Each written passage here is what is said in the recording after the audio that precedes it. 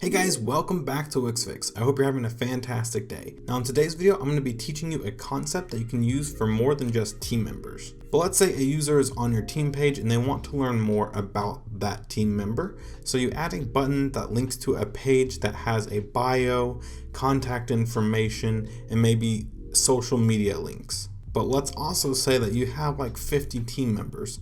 Do you really want to create 50 pages for each one of your team members? Of course not. Not only would that take forever, but that would also really slow down your website performance. So today I'm going to be teaching you how to use CMS and dynamic pages to create custom team member pages, and you can use this concept for almost anything that you need for your website. Let's go ahead and get started. So the first thing I want to do is come over to the pages and add a team page, and let's use this one right here. And we're going to name it team. Now that we have the team page created, let's go ahead and create a database for our team members. So we're going to come over to add. We're going to go down to content manager and press add to site. Now you're going to see this little pop-up and we're going to press blank. Now let's do the page title. We're going to call it team members, just like that. And it's going to go ahead and create 2 pages for us. After it creates the pages for us, it's going to open up the database. And let's go ahead and delete everything. We're just going to click on the title and press delete for each one of these. Now let's go ahead and press add. And we're going to call this one name. We're going to leave the field type as text and press save. Next, let's come over to name. We'll click it and we'll say make primary. Now that this one is primary, we can go ahead and delete title and we'll bring name right over to the left. And then we'll go ahead and hide these because we don't really need them, but we can't delete them. So now that we have the name of the team member, we can also add an image for them. And we'll make sure the field type is set to image. And we're also going to want like their position on your team. So we'll go ahead and press add and type in position. And we'll leave field type as text. And maybe we want a bio. So we'll name this one bio. We'll leave the field type as text. Next, we'll go ahead and add like an email address. And we'll leave this one as text. And lastly, maybe you want to have your team members' social media or LinkedIn page. So we'll go ahead and press add and we'll say LinkedIn. And the field type, we're going to make it a URL. Now that we have our field types created, we can go ahead and delete these empty slots by pressing this select all icon and pressing delete. Now we'll have an empty database that we can now fill out. So let's go ahead and fill out like 4 names. Now that we have 4 team members set up, we'll go ahead and sync Sandbox to live. Then you'll get a notice that you need to publish your site before syncing your Sandbox to live. So we'll go ahead and do that by exiting out of this and pressing publish. Now that we have created a database, now we can access it by coming down to Content Manager and pressing Team Members. And now we can go ahead and press Sync Sandbox to Live. Now if we click outside of the database, now we're going to see this page. This is one of the pages that it created for us. So if we come over to pages and we come down to team members, you're going to see 2 pages, team members all and team members title. We do not need the all, so we can go ahead and press this 3-dot icon and press delete. And now what we're going to be left with is team members title. Now, if we look up at our menu, you're going to see it created team members in our menu. So if you don't want that, let's come over to site menu. And you're going to see this little linked team members page. We're going to go ahead and delete this as well. Let's go ahead and go to our team page and we'll go ahead and design this one out. So what we're going to go ahead and do is press add. We're going to come over to list and grid. And we're going to pull out one of these repeaters. And let's go ahead and start designing this repeater. So the first thing I want to do is press stretch to the full width of the site. But we're going to add 80 pixels of margin. That way it matches the design of this one right here. These are going to line up together. The next thing I want to do is go ahead and delete the items in this repeater. And I'm going to go ahead and shrink this down until we get 4 across, just like that. Next, let's click the repeater. We'll press layouts and we're going to add 30 pixels margins in between them. And now we actually need to shrink this down a little bit more so we get that 4th option again, just like that. Now let's go ahead and bring this down a little bit so we have some room to play with. And next, let's press manage items. We obviously only need 4, but what I'm going to do is delete all but 1. Now we can go ahead and change the background to a color. We'll make it FA, just so it's a little bit off-white. I kind of want this to be a little bit taller, so we'll go ahead and extend it. Now let's go ahead and start adding stuff to it. So the first thing I want to add is a box just like this. So we'll bring out a box. We'll make sure it's in the box by shrinking it down and hovering over it. Next, let's go ahead and press this align tool.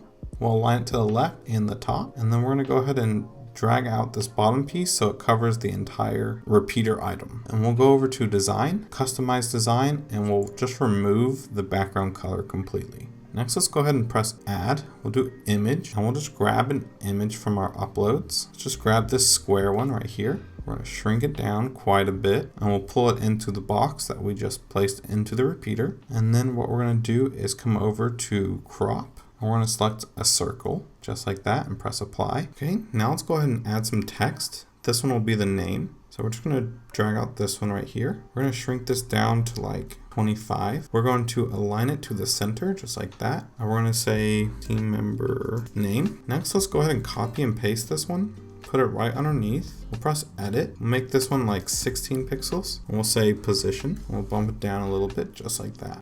And now we can go ahead and bring this box up a little bit to right about there. And then we'll bring up the repeater item to match it. Now let's click the container box that we just created. We'll add a hover interaction. And then when a user hovers over it, we're gonna bump these items up and we're gonna add a button right here. And this button is gonna say learn more. Okay, and you can play with the design however you want. But for now, what we're gonna do is click the repeater, press manage items, and we're going to duplicate the item 4 times. Now it's time to link these items to the database that we created for our team members.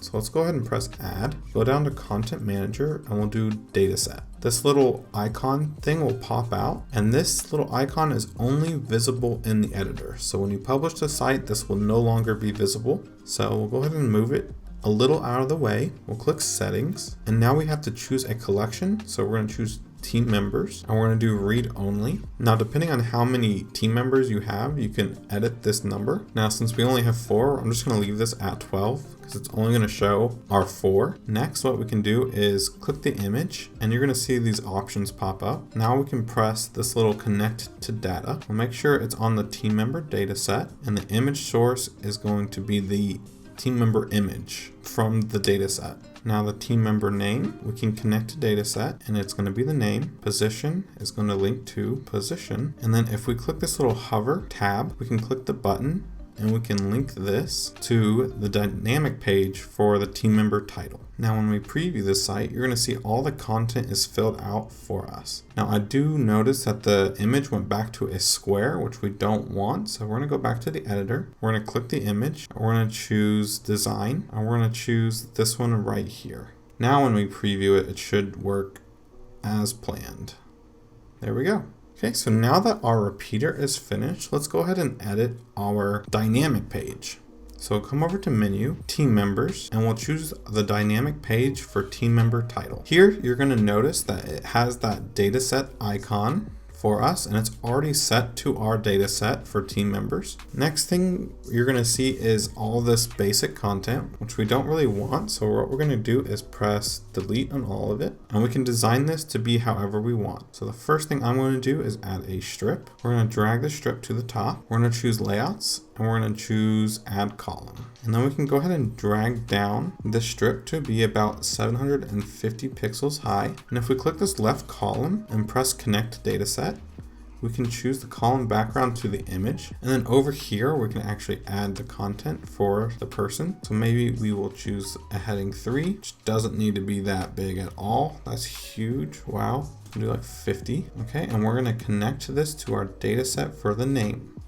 Now underneath that, we're going to add another text. We're going to link this to position. And then maybe under the position, we want to add an option for the user to go to their LinkedIn page. So we need to add an image for the LinkedIn. So we'll go to add image uploads, and I'll just use an image I got off the internet for LinkedIn. We'll do add to page. Now it's going to let us link it to something. We don't need the image linked, alt text, or tooltip linked. All we need to do is link this content to the LinkedIn URL. That way, if a user clicks on this image, it's going to take them to the LinkedIn page associated with it. We're going to shrink it down and pull it over here just like that. Next, let's go ahead and add some more text. And this could be email. We'll shrink the width of it down to right about there. We'll copy and paste this in and we'll extend this out more. And we will link this to email. And the last thing I want to do is add a paragraph for the bio. Bring this out.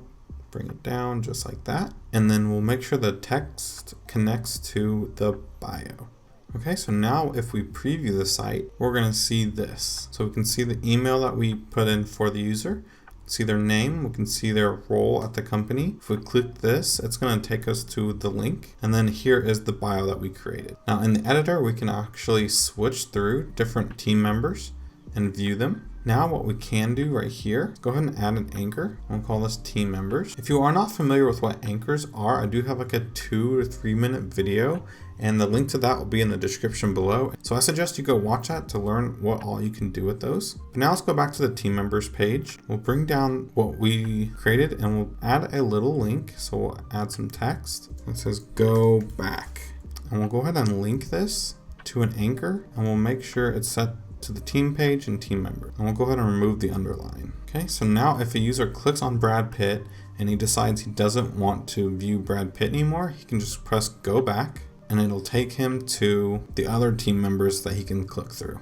Now, before I wrap up the video, I do want to let you guys know that in my next video, I'm going to be teaching you guys how to remove, let's say, this LinkedIn icon if there is no LinkedIn link inside your database. That way, if one of your team members doesn't actually have a LinkedIn page, then this won't show up and confuse your users when it doesn't actually take them to a LinkedIn page.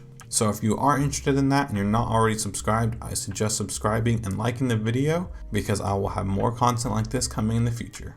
Thank you guys again, and I'll see you all in the next one.